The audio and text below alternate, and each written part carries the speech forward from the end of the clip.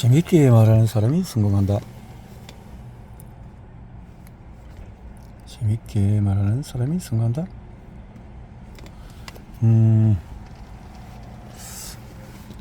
대화의 일치점을 확대시키라. 사람들은 대부분 어두운 것을 체질적으로 좋아하지 않는다. 어두운 골목길을 건너다거나 초상집 같은 데서 밤새 많은 것을 좋아할 사람은 아마 거의 없을 것이다. 사람의 성격에 대해서도 마찬가지다. 왠지 항상 우울한 표정을 짓고 있거나 얼굴을 찡그리는 사람, 매사에 화를 내는 사람, 그런 사람의 친구가 별로 없음을 곧 알게 될 것이다. 이유는 그런 사람과 같이 있으면 마음이 편치 않기 때문이다. 일반적으로 어두운 느낌을 주는 사람들은 화술의 두 가지 법칙은 강연이나 연구 발표회장이 아닌 일상적인 대화나 자담회 등에서 한 사람이 이야기할 수 있는 시간은 길어야 2분 10초, 보통은 1분 30초 이내라고 한다.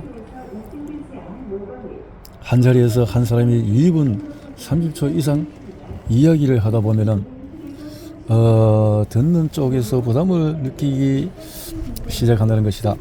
한 사람이 2분 30초 이상 이야기를 하다 보면 그것은 일상적인 생활을 통해서도 확인할 수 있는데, 텔레비전 시청의 예를 들 수 있다.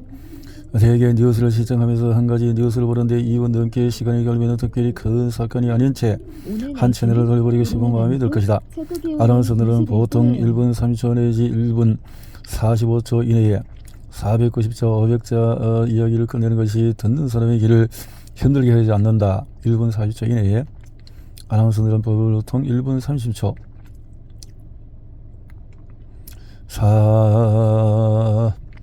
할 수 있는 시간 2분 30초를 소화하지 않는다. 뿐만 아니라 말을 적당히 하는 데서 끊어가며 할 줄 아는 기술도 중요하다. 즉 말의 사이사이에 호흡을 끊어야 하는데 그 사이까지의 문장이 50자를 넘어서는 안 된다는 것이다. 50자 서열 넣어서 20, 30 그 이상 되는 아무리 쉽고 간단한 말이어도 듣는 사람의 귀에 스트레스를 가중시킬 뿐이다. 말은 우리가 글을 통해서 읽는 문장과 달리 짧고 간결하지 않으면 호흡을 고나하게 할 뿐 아니라 듣는 사람의 정신까지 산란하게 만든다. 그러므로 한 자리에서 3분 이상 떠들 수 있는 사람은 히틀러 같은 웅변의 천재가 아니면 듣는 사람의 기분을 조금도 생각하지 않는 무신경한 사람이 해당된다. 일상적으로 말이 많고 수다스럽다는 편견을 듣는 사람은 대개 요점도 없는 이야기를 가임없이 해내는데, 이런 타입의 사람들은 다른 사람과 편안하게 나눌 수 있는 대화나 설득에 유의한 시간이 의외로 짧다는 사실을 모르고 있기 십상이다. 또 한 가지 중요한 것은 말의 표현력이다. 모든 이야기의 기본은 결말을 전제로 하고 있다. 그런데 이야기 도중에 상대방으로부터 그래서 그게 어쨌다는 거야 와 같은 말을 듣게 되었다면 당신의 화술은 실패한 것이라고 생각하라. 당신의 뜻에선 대화의 밑그림도 제시하지 않은 채 일방적으로 떠들어. 일방적으로 떠들면 안 된다는 거지.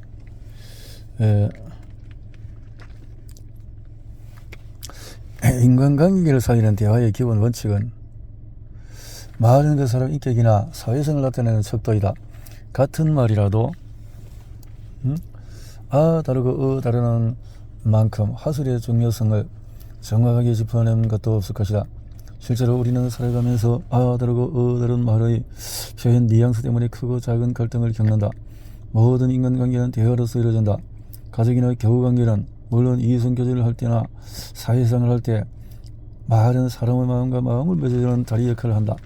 전쟁으로 인한 상처보다도 더 치명적인 것은 한 사람 입에서 나온 말이다. 라는 서양 개견이 있다. 한 사람 입에서 나온 말 때문에 전쟁도 일어날 수 있고 상처를 준다는 거죠. 말의 힘. 자, 말은 사람의 인격이나 사회성을 흥분하면 일단 침묵해라. 이렇게 서두르지 말가. 예의를 갖추고 요령 있게. 자, 인간 사이 모든 불행은 서로 간의 불신에서 비롯되는 것이다. 그런 불신은 대개의 경우에 부적절한 어느 사용으로 인한 진실의 왜곡 때문에 때때로 불가피한 현실이 되기도 한다.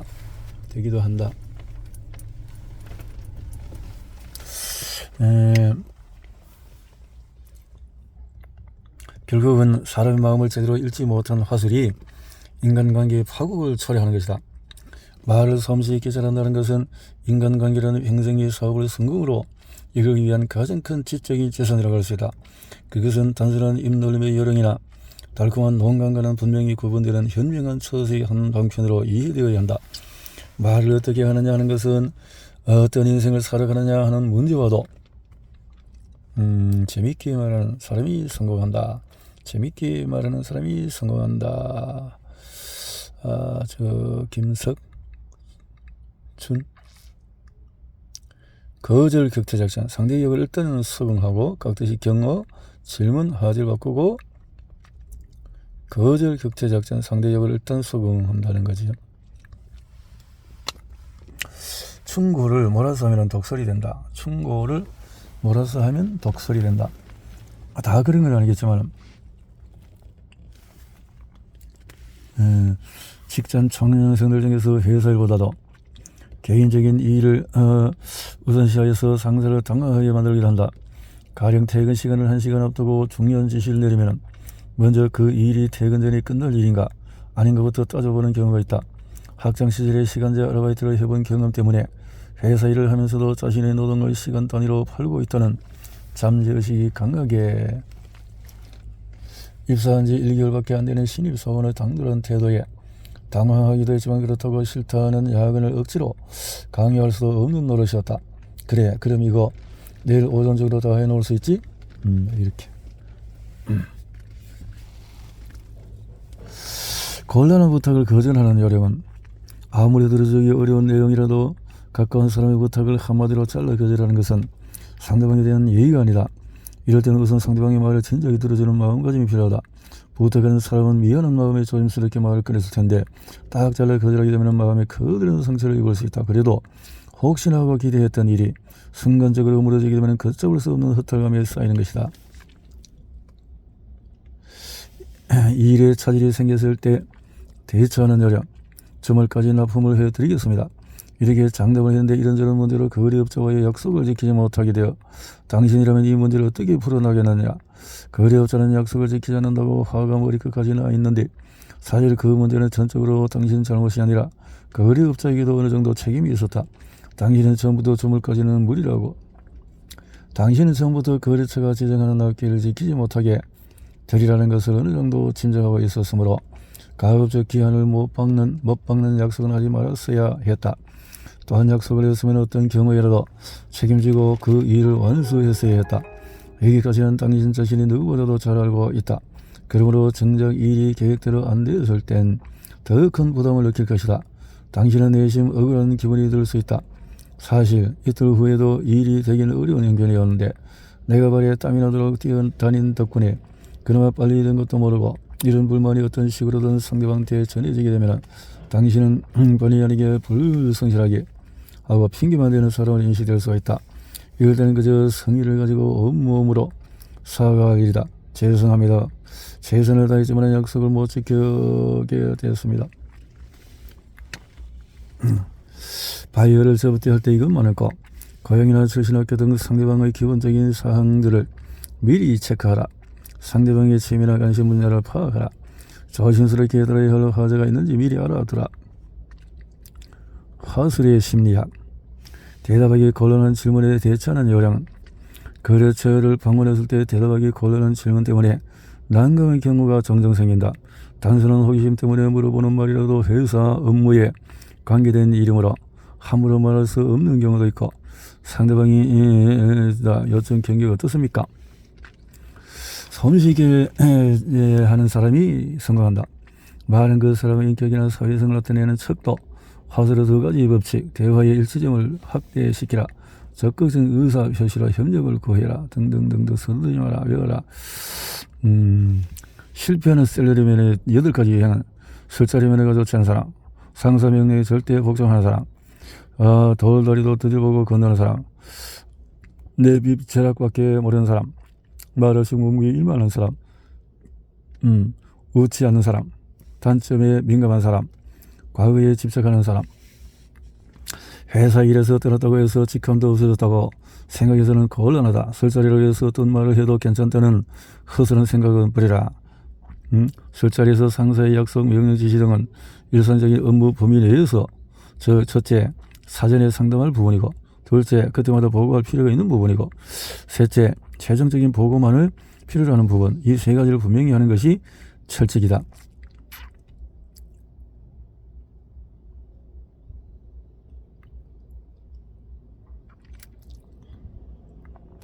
술버릇으로 사람은 됨됨이를 평가할 수 있다.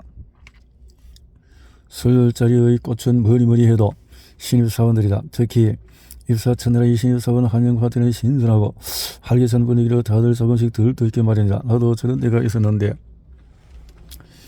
젊은 사람들 노는 걸 보니 나까지 젊어지는 것 같군. 평소 엄격하기만 하던 상사들도 일하만큼은 저마다 자기 감성에 젖어 한없이 관대해진다. 자기 소관이 아니면 장담하지 말라. 거래처에 갔더니 뜻밖에도 당신의 소관이 아닌 다른 부서의 일로 거래업자가 단단히 화가 나 있는 경우가 있을 것이다. 당신의 회사의 AS 부서에 연락한 지가 벌써 몇 시간이 지났는데 아무도 오지 않으니 대체 어떻게 된 겁니까? 자네 회사에 전화를 몇 차례 걸었는데 영업부장과 통화를 할 수 없으니 어떻게 된 건가? 거래업자로부터 이런 불평이 쏟아져 나오면 어떻게 할 것인가? 당신이 그 일을 담당하고 있는 상황이 아니니 일이 어떻게? 당신은 거래업자에 알아서 모든 걸 잘 처리해주도록 장담하는 셈이지만 정작 당신이 처리해줄 수 있는 것은 하나도 없을지 모른다. 상사의 유도 신문에 신중하게 대처하라. 자네는 지금 하는 일이 적성이 맞다고 생각하나? 오늘 갑자기 상사한테 이런 질문을 받았다면 당신은 어떻게 대답할 것인가? 당신이 신입사원이거나 입사한 지 2, 3년밖에 안 되거나 잘 나가는 유망주였다면 아마도 이런 대답을 할 것이다. 아직은 잘 모르겠으나 좀 더 일을 열심히 배운 뒤에 생각해야 될 문제 같습니다. 다음에는 그러니까 자네는 이 회사에서 끝까지 일할 마음이 있는 것. 대개 이런 질문을 하는 배경에는 몇 가지 이유가 있다. 첫째, 당신의 업무 능력이나 성격에 불만이 있는 경우 아마도 당신이 이 직장에 어울리지 않는 사람이 생각할지도 모른다. 당신이 그를 실명시킬 수도 있고 무조건 당신을 못마땅해 하고 있을 수도 있다. 둘째, 분발을 재촉하는 경우 그는 당신의 능력이나 인간적인 면을 아끼고 있지만 당신의 회사에 대해서 별다른 애착을 갖고 있지 않다고 생각할지도 모른다. 당신을 독려하고 용기를 북돋아주고 싶어하는 말이라고 생각하라. 셋째, 당신을 다른 부서로 이동시키기 위한 경우 상사는 이미 당신을 타 부서로 이동시키려고 결심했지만 일단 본인의 생각이나 들어보고 나서 이야기를 꺼내려고 하는 경우이다. 상사는 이럴 때 유도심을 한다. 당신의 업무 능력이나 성격에 분발, 부서이도 입장을 바꿔서 생각하게 하라. 이해와 협력의 심리를 이용한 설득은 실패할 확률이 거의 없다. 인간은 다른 사람의 입장을 이해하고 협력하려는 욕망이 보다도 강하기 때문이다. 상대적으로 자기가 우위에 서 있다고 생각하는 사람일수록 입장 바꿔 생각해달라는 요구에 순순히 설득당하기 쉽다. 인간의 천성이 그만큼 선한 데가 있기 때문이다. 상대방을 자기 입장에 서게 한다는 것은 심리적인 역할 바꾸기에 가능하면 해외 출장을 다른 사람으로 해주시면 안 되겠습니까? 양해를 구하기도 하고 비굴한 태도를 취하려는 것은 아니다. 당신은 지금 이해와 협력을 구하는 것이지 동정심을 유발시키는 것이 아니다. 상대방을 자기 입장에 서게 한다는 것은 심리적인 역할 바꾸기에 해당한다. 내가 아닌 다른 사람은 하여금 나 자신의 상황을 보다 확실하게 이해할 수 있도록 더불어 협력을 자기 헌신을 경험하게 하는 것이다. 진하는 목소리만 대화 때문에 사소한 오해나 트러블이 생기기 쉽다. 상대방을 설득하는 방법은 가정훈련 논쟁 방법은 논쟁을 피하는 것이다. 상대방의 의견을 최대한 존중하라. 당신이 옳지 않을 때는 빠르고 확실하게 그것을 인정하라. 순리적으로 차근차근 이야기하라. 상대방이 네라고 대답할 수 있는 문제를 화제로 삼아라. 상대방을 하여금 마음껏 이야기하게 하라. 그 의견이 자신에게서 나온 것처럼 느끼게 하라. 진심으로 상대방의 입장에서도 관찰하도록 노력하라. 상대방의 생각과 소망을 이해하고 상대방의 장점을 부각시킨 뒤에 비평하라. 자신의 결정이 무엇인지 잘 아는 사람도 남한테 충고를 들으면 기분이 썩 유쾌하지 않을 것이다. 자신의 결정을 알고 있다는 것은 본인으로서도 괴로운 일이다. 잘지 모르면 속이나 변하지, 알면서도 고치지 못하는 것은 자기한테도 우울한 일이기 때문이다. 특히 충고를 듣는 입장에서는 상대방이 혹시 자기를 무시하기 때문에 함부로 그런 말을 하는 게 아닌가 하는 의구심을 가질 수도 있다. 마찬가지로 충고를 하는 사람의 입장에서도 은연중에 자기는 상대방보다도 우월한 처지에 있다는 교만한 마음을 갖게 되는 경우가, 이런 식의 충고를 하는 상대방을 하여금 자신도 일자가 동등한 입장에 처해 있거나 혹은 그 이상일지도 모른다는 심리적인 안정감을 갖게 해준다. 그러니까 당신도 나처럼 실수할 때 있었다는 말이군. 만약에 이런 생각을 한다면 상대방은 자신의 결정을 전극으로 찌르는 말을 듣고도 당신에 대해 호감을 가질 수 있다. 서로 비슷한 데가 있다는 동지의식이 자기도 모르게 작용하여 당신의 충고에 대해 귀를 기울이게 되는 것이다. 어떤 사람은 자정에서 충고를 요청하는 경우도 있다. 나한테 문제가 참 많은 것 같은데 자네는 어떻게 생각하나? 성격적으로 그렇고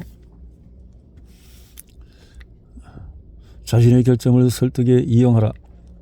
흔히 의견 대립이 자존심 대립으로 싸움으로 비화하는 경우를 보게 되는데, 이럴 때는 어떠한 논리적인 설득도 무의미 된다. 자신의 의견에 집착하는 사람일수록 남한테 무시당했다고 생각하면 더욱더 고집스러워지기 때문이다. 반면에 자신의 자존심이 충분히 보상되었다고 판단되면 의외로 쉽게 설득당하는 것도 고집센 사람들의 특성이다. 특히 속으로는 자신의 의견에 대한 확신을 갖지 못했을 경우에는 이런 현상이 더욱더 두드러진다. 설득의 배후를 공략하는 법. 먼저 상대방의 기분을 적당히 풀어준다. 제3자의 경우로 이렇게 해서 하기 어려운 충고일수록 급소를 피하라. 말만으로는 설득이 불가능한 상황도 얼마든지 있을 수 있다. 이럴 때는 고집불통의 상대를 만난다거나 내 입장에 불리한 상황에서는 아무리 진지한 말도 소용이 없게 된다. 지금 나한테 변명하게 되는 거이 뭐야? 당신 입장에서 얼마든지 그렇게 할 수 있겠지만 나한테는 안 통한다고. 네, 정말 시시한 연극이군요. 이 말을 듣고 시원은 이렇게 말했다. 제 역시 동감입니다. 휘바람을 불던 사람은 고개를 끄덕이더니 곧 잠잠해졌다. 쇼가 이와 같은 우회적인 설득을 편 것은 상대에게 직접적으로 충고하는 것은 벌집을 건드리는 것과 마찬가지라고 판단했기 때문이다. 이처럼 웬만해서 설득이 통하지 않을 것 같은 상대에게는 직접적인 공격을 피하고 주의에 따르는 환경을 끌어들이는 것이 효과적이다. 의견 대립이 심할수록 논쟁은 별 의미가 없다. 사람은 누구나 자기가 갖고 있는 생각이 받아들이지 않으면 더욱 고집스러워지는 면이 있다. 1대1의 대화에서 서로 자기 주장을 세우는 경우라면 충돌을 피할 수가 없다. 이런 대립이 격화되면 서로 목과 망치가 되어버리고 때리고 막는 결과가 된다. 칭찬과 아부를 구별하라. 우리나라 사람들은 대개 감정 표현에 인색한 편이다. 특히 직장 상사에 대한 존경이나 감사의 표현은 왠지 아부하는 것 같아서 꺼려진다고 말하는 사람들도 종종 볼 수 있다. 내가 직장 상사들에게 아부라고도 하는 성격이었으면 훨씬 출세가 빨랐을 거야. 이렇게 말하는 사람은 아마도 속으로 아부의 필요성을 절실히 느끼고 있는지도 모른다. 직장 상사에 대한 존경심이 우러나와서 그것을 말로 표현하는 것은 결코 아부가 아니다. 아부는 뭔가 반대급부를 기대하면서 하는 말이나 행동을 뜻하는 것이다. 가령 업무를 추진하는 데 있어서 아무래도 상사로부터 배울 점이 많은 게 사실이야. 그럴 때 부장님은 어떻게 일을 빨리 하십니까? 라든지 역시 부장님이 생각하는 것이 다르군요 라고 하는 것은 칭찬이지 아부가 아니다. 진짜 아부라는 사람은 제3자가 확실히 알아본다. 저 사람은 항상 아부만 하는 사람이야. 제3자에게 이런 평가를 받는 사람은 아부의 반대급부를 적용할 수 있는 사람이면 누구한테나 입에 발린 소리를 한다. 그런데 그 말이나 행동에서 전혀 일관성을 발견할 수 없기 때문에 다른 사람 눈에도 혐오감을 주는 아첨권으로 비춰지는 것이다. 너라고 말해야 할 때 정말 대단하시네라고 말하는 사람. 일상 강화 작전. 자기만의 상표를 만들어라. 열정을 표해라. 핵심적인 짧은 말하라. 침묵을 조절해라. 언어의 순서를 역전시켜라. 잔존 효과를 살려라. 상상지 못한 사실을 말해라. 언어를 시각화해라. 진정한 칭찬은 칭찬받는 사람과 칭찬하는 모두를 기쁘게 한다. 칭찬받는 사람이 그 칭찬에 대해서 교만해졌다거나 그는 칭찬을 받을 자격이 없는 사람이다. 칭찬받는 사람은 겸손을 하게 만들고 또 칭찬하는 사람을 오히려 높여주는 역할을 한다. 상대방의 장점부터 찾아내라. 마음속으로 사람을 사랑하자. 내 쪽에서 먼저 허공을 보이자라고 생각한다고 해서 누구나 저절로 좋아지는 것은 아니다. 사람이라는 장점을 갖고 있는 것은 아니기 때문에 어쩔 수 없이 단점이 눈에 들어오긴 마련이다. 그러니 어떻게 무작정 좋게만 생각할 수 있겠는가? 그러나 아무리 느린 바보 천치라고 보이는 사람일지라도 성품이 선량하고 그 하는 일이 정확하면 이것은 사람의 장점이 될 수. 우선 당신은 그의 첫인상부터 마음에 들지 않았다. 어딘지 거만해 보이는 눈빛이며 사람을 까보는 듯한 그 사람 특유의 저수차가 당신을 불쾌하게 했던 것이다. 게다가 상대편에서 당신을 그다지 좋게 보지 않는 것 같아. 그러니까 사사건건 의연청들이 생길 것은 뻔한 일이다. 그런 날이 계속되다 보면 당신 또한 마음이 편치만은 않을 것이다. 누군가를 미워하는 마음은 그 자체만으로도 서로를 불행하게 만들기 때문이다. 이럴 때 당신의 생각을 한번 180도로 바꿔보자. 당신이 처음부터 그를 싫어했기 때문에 혹시 그가 상처를 받지는 않았을까? 당신이 거부감을 가졌던 그 사람의 첫인상은 단지 당신의 주관적인 판단이 아니었을까? 주위 사람들은 그에 대해서 나쁜 평가를 하지 않는데 유독 당신만 그렇게 느끼는 것은 쓸데없는 라이벌 의식 때문이 아닐까? 아무리 봐도 잘난 것은 하나 없어 보이는 사람일지라도 분명 장점 하나쯤은 있게 마련이다. 당신은 공을 찾아내듯이 그 사람의 장점을 발굴해내야 한다. 그러면 이유 없이 사람을 미워하거나 그로 인해서 불편한 관계를 갖게 되는 일은 없을 것이다. 첫인상으로 어필하라. 첫인상으로 어필하라. 사람을 처음 만났을 때 인사말을 하는 것은 인간관계의 계기를 만드는 첫걸음이다. 그래서 우연히 아는 사람을 만나도 주고받는 인사말이 없으면 그 사람과는 서로 잘 지내는 사이라고 할 수가 없다. 그는 아마도 당신이 싫어하는 상대이거나 두려워하는 사람일지도 몰라. 인사는 좋은 인간관계를 만드는 첫걸음이며 사람을 사귀는 데 있어서 능동적인 작용을 하는 것이다. 상대방의 취미에 공감하라. 다른 사람과 자기의 취미에 대해 이야기를 나눌 때면 누구나 대화에 열을 올리게 마련이다. 그리고 상대방이 자신의 취미에 보통 이상의 관심을 보인다면 더욱 흐뭇해진다. 러스웰트는 언제나 방문객을 접대하기 전에 상대방의 취미나 관심 분야를 알아낸 뒤에 대화를 나눴다고 한다. 자연히 대화는 흥미진지할 수밖에 없었다. 그렇지. 야구를 좋아하는 사람에게 박찬호가 요즘 컨디션이 안 좋다 하는 식으로 이야기를. 그래서 취미 아이크 하긴스의 이름과 얼굴 기억법. 처음 만난 사람의 이름을 들으면 그 자리에서 마음속으로 여러 번 되뇌인다. 그렇게 기억해둔 이름을 기억했을 때마다 되풀이하여 외운다. 그 사람을 만났을 때 똑똑한 발음으로 이름을 부른다. 이름을 부를 때 당사자의 얼굴을 똑바로 쳐다본다. 그 얼굴의 특징을 기억하기 위해서이다. 어떤 장소이든지 그 사람을 만나면 이름을 부른다. 처음에는 사람이 이름을 가르쳐주지 않으면 다가가서 이름을 물어본다. 잠들기 전에 그를 만든 사람들의 이름과 장소, 이야기, 일주일 동안에 만났던 새로운 이름과 얼굴을 기억하여 상대방의 호감을 얻는 방법, 상대방의 이야기를 경청한다. 상대의 이름을 기억한다. 상대방을 칭찬하는 것, 성실하게 칭찬할 점을 찾는다. 성실하다는 것은 상대, 구체적으로 지적하여 칭찬한다. 사람이 한 일을 칭찬한다. 상대방의 이름을 빨리 외워라. 대부분의 사람들이 특별한 경우 아니면 이름을 한번 듣고 당연하다는 잊어버린다. 그러나 어쨌든 그래서 기억을 해라. 이름을 기억해라. 상대방의 중요성을 자극해라. 자기의 가치를 정당하게 인정받는 것은 누구에나 기쁜 일이다.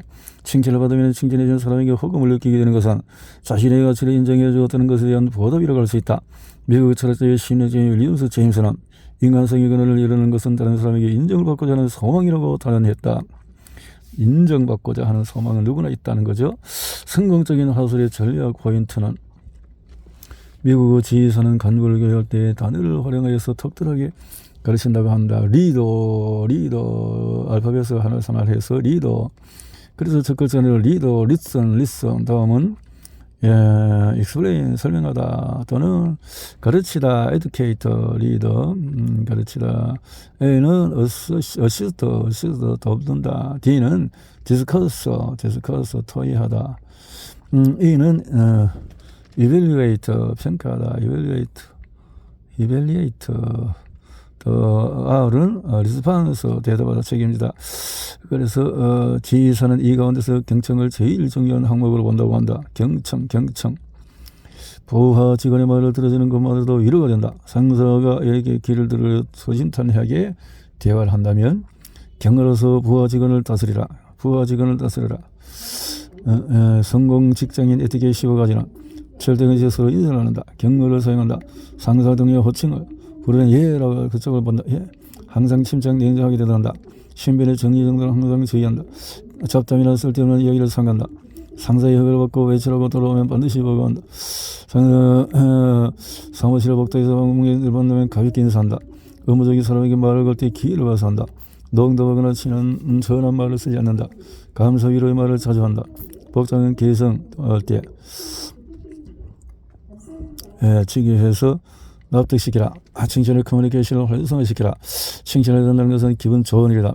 특히 칭찬에서는 칭찬이 업무 능력을 인정하는 것이기 때문에 듣는 사람으로 하여금 더욱더 분발할 수 있는 계기를 만들어준다. 뒤들은 친구야. 전철살인 문구. 부하 직원의 마음을 빼앗는 이 한마디. 역시 자네건 더 이상 할 말이 없어. 자네는 어디에서도 눈에 띄는 존재야. 자네라면 할 수 있어. 내가 보장하지. 자네가 없으면 곤란해. 자네가 하는 일인데 어쩌겠나. 이거는 자네의 덕이야. 자네 전철살인. 이렇게 상대방이 자네니까 하는 말인데 하는 상사처럼 네 가지 꼭 그러니까 자신의 이야기를 흥미있게 하기 위해서는 습관적으로 자네니까 솔직하게 남에게 대한 불만이 많고 자신의 생각대로 되지 않는다고 금세 화를 내는 성격은 어떤 의도를 가지고 제3자에 대한 나쁜 소문을 퍼뜨리려 할 때, 또 어떤 사람에 대한 또 평가를 듣기 위해서 유도심을 할 때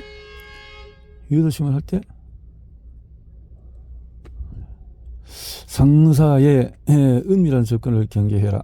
은밀한 접촉. 상사에게 결론을 재촉하지 말라.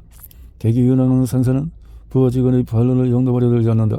그는 항상 자신만만 하기 때문에 자기만큼에 대해서 확실한 사람은 없다고 생각한다. 다른 사람이 자신의 의견에 제동을 걸면 무조건 불쾌한 반응을 내비치는 것도 지나친 자신감 때문이다. 그러나 일단 언짢은 기색을 내비치면서도 속으로 한 번쯤은 자신의 판단을 의심해 올 줄 아는 것 또한 그런 사람의 특징이다. 간혹 상사한테는 반론을 제기했다가 면박을 당하게 되는 것은 하설에 문제가 있었기 때문에 그럴 수 있다라는 거죠. 부담을 갖기 때문에 부하 직원 앞에서 자신의 판단을 틀렸다는 사실을 인정할 수 있는 상사는 그다지 흔치가 않다. 성질 급한 상사일수록 당당하게 대하라. 무엇이든지 눈에 거슬리는 게 있으면 즉석에서 사정을 해야 장점해지는 상사이다. 아무리 소소한 일이라도 자신이 지시한 일을 주저없이 처리하기를 원하는 것인데 이런 상사를 만나면 정말이지 왕짜증 날 수밖에 없다. 정복가는 아침 시간이 제일 분주하다. 다들 정신없이 누구야? 사장의 목소리다. 제 어머니입니다. 지금 당장 바꿔. 사장이 일반 그 시간에 거울 하나가 금 같다고 해서 회사가 어떻게 되는 것도 아닌데 당장 일을 하도 못 주고 새 것으로 갈아야 할 것까지는 없었다. 그러나 사장이 하도 일방적으로 부부되기는 이상 할 말이 없었다. 이런 식이다. 매사에 허세의 진위를 파악해라. 대개 허세라는 것은 현실을 부정하고 싶거나 남 앞에서 자신을 과대 포장하고 싶을 때 나타나는 정신의 부작용이라. 단순히 남을 속이기 위해서는 허세는 그나마 피해자가 없다는 점을 크게 비난할 것은 못된다. 그는 뭔가 공허하기 때문에 허세를 부리고는 있지만 남을 해롭게 할 만큼인 악한 사람은 아니다. 다만 순진하게 자신이 꿈꾸는 어떤 상황을 현실인 것처럼 떠벌리며 스스로 위안을 얻을 뿐이다. 상사의 충동적인 지시를 격퇴하는 법은 어떻게 할까요? 매사에 기가 얇아서 부하 직원들을 피곤하게 하는 타입의 상사가 있다. 어디서 무슨 말을 듣고 와서 이리라 저리라 지시해놓고는 정작 자기가 먼저 잊어버리는 성격. 이렇게 충동적이요. 문제 직원 리스트, 문제 있는 상사, 어리무정, 앵무새형,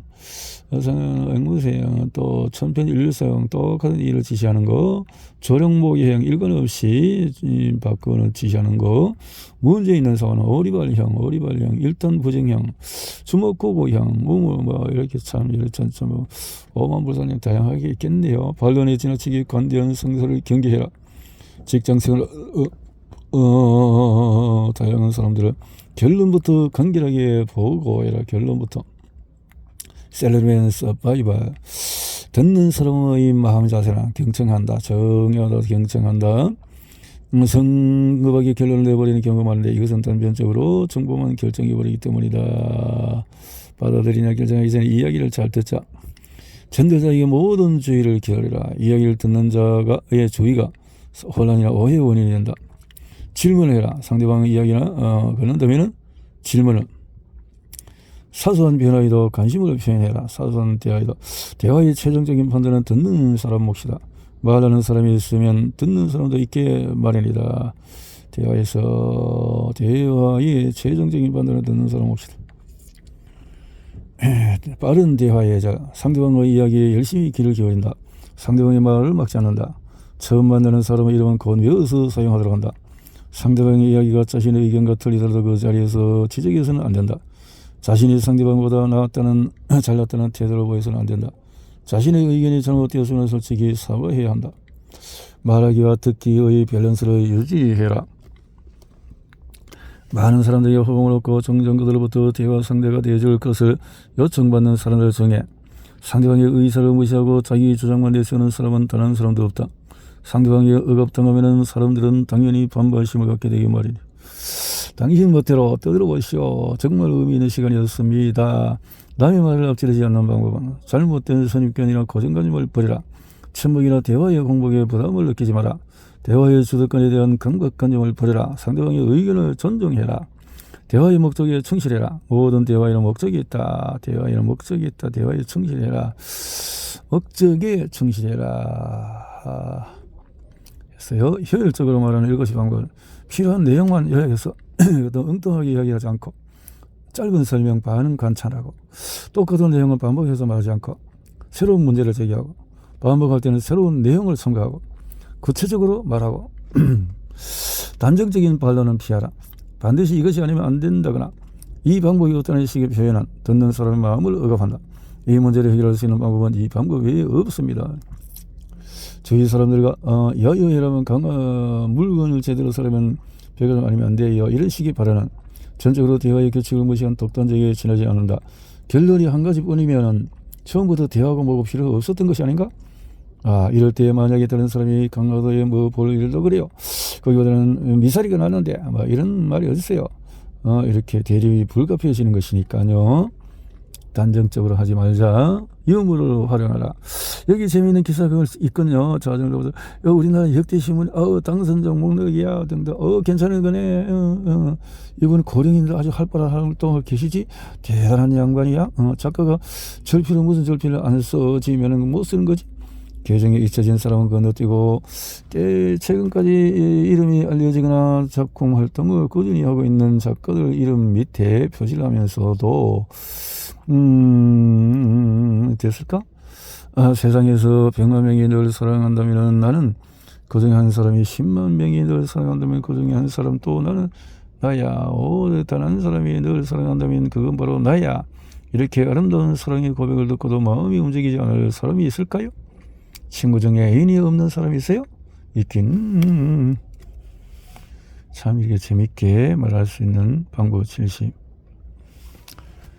이런 좋은 내용을 가지고 있네요. 알았습니다 하고 반갑게 8분에 한 번꼴 거짓말. 미국의 정신건사 제럴들은 8분에 이렇게 이런 거짓말쟁이가 되면 안 되겠죠. 밝은 인상을 주는 말. 어머니 자장스러운 사랑, 우정, 안정, 믿음. 어두운 인상을 주는 거. 고독, 죽음, 망가, 복수. 아니야 너 성실하게 대화하라. 성실하게 대화하라. 오늘에서 진심으로 억양해서 좋은 스피치는 알기 쉬운 말을 사용한다. 알기 쉬운 표현을 한다. 그렇지. 지피지기면 백전백승이다 해서 상대방은 제대로 듣고 알기 쉽게 표현해라. 상대방을 배려하면서 비평하는 9가지 기술은 진심에서 우러나오는 칭찬과 감사부터 하고, 사람의 잘못을 대하여 주의를 당길 때는 간접적으로 하고, 남을 비난하기 앞서 자신의 과오를 이야기하고, 명령을 하기 전에 질문하고, 상대방의 체면을 살려주고, 이를 아낌없이 칭찬하고, 상대방이 큰 기대를 걸어주고, 등등 뭐 상대방을 배려하며 비평해라. 배려하며 비평해라. 적극적인 변명을 위기를 극복해라. 다른 일이 못했습니다. 상대방을 불쾌하게 하는 질문을 피하는 5가지는 상대방이 한 일에 대해서 왜 그것을 했는지 질문을 하지 않는다. 이유도심을 하지 않는다. 질문 공세를 펴서 억지로 독립을 승리하지 않는다. 상대방이 불법의시에 대해서 관한 질문한다. 상대방을 모욕하는 질문을 하지 않는다. 남을 괴롭히는 것 같은 질문을 하지 않는다. 괴롭히는 것 같은 변명은 적극적이고 간결하게 하라. 적극적인 변명이란 유도심은 말다툼하거나 오랫동안 쌓인 감정이 폭발하면 대부분의 사람들이 실언을 하게 된다. 상대방을 타인과 비교하지 말라.